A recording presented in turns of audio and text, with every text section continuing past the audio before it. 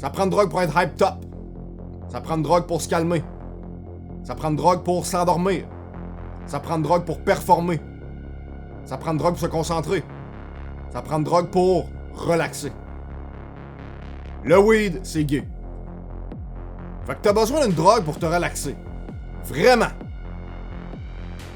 Laisse faire, là, c'est naturel, c'est une plante. Ouais, c'est beau, l'opium aussi. Pourquoi est-ce que t'es pas capable de te relaxer sans prendre de drogue?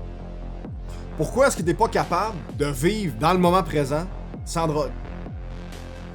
Qu'est-ce qu'il y a dans ta réalité qui fait que t'as besoin de t'évader dans la relaxation artificielle? Y a-t-il quelque chose qui te stresse? Y a-t-il quelque chose qui demande ton attention?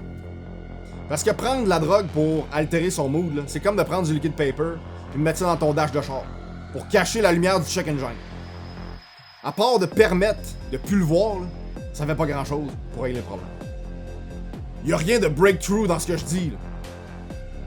Mais, pour le weed, on lui a comme donné un statut spécial.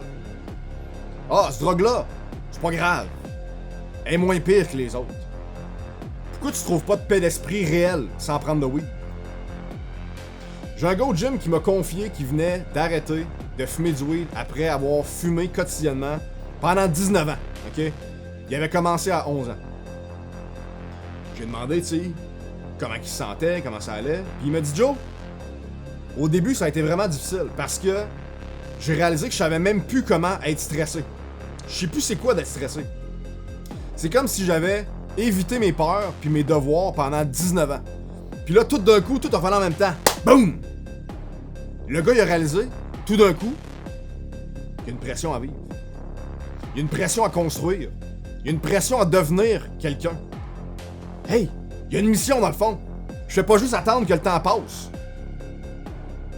Shit, qu'est-ce que j'ai fait toutes ces années-là? Le weed, c'est gay. Ça t'endort pendant que tu devrais te réveiller. T'es docile, contrôlé, alors que tu devrais être fâché. Tu devrais vouloir t'exprimer. Avec le weed, tout va bien. Y a pas de stress. Pas besoin de se dépêcher. Ah ouais? Arrête de fumer pendant les 4 prochaines semaines. Puis viens, puis je te mets au défi d'être satisfait. Viens me dire que t'es satisfait de ta vie. Satisfait de ton corps. Satisfait de tes efforts. Satisfait de ton rendement. Quand tu te lèves le matin, tu devrais avoir hâte d'aller bâtir ton empire. D'aller dans le monde. De faire une différence. D'être la meilleure version de ce que t'es capable d'être. Puis l'autre affaire qui se passe quand t'es un stoner, c'est que tu deviens à chier pour gérer tes émotions. Tu sais même pas comment faire parce que t'es gel tout le temps. Exactement comme on fait avec les enfants.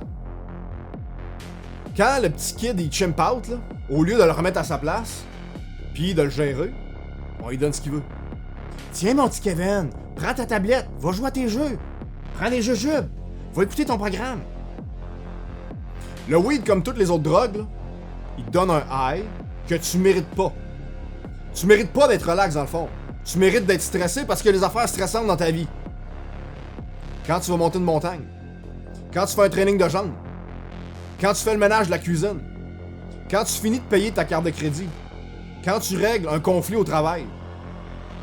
Quand tu t'en fais à ta confession au prêtre. Quand tu finis une journée de travail difficile. Qu'est-ce qui arrive?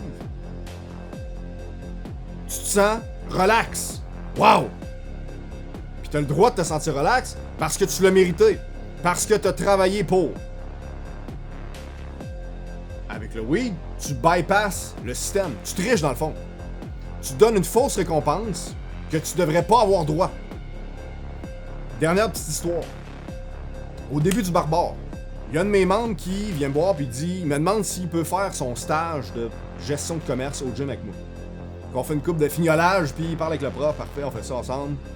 Y a pas trop. Fait que le lundi il arrive puis il m'explique c'est quoi son projet de commerce, c'est quoi qu'il veut ouvrir comme business. Il me dit je veux ouvrir une affaire de magasin de weed, d'accessoires là, pour le monde qui filme. Ça c'est dans le temps que là, c'était pas encore légal au Canada. Ah shit.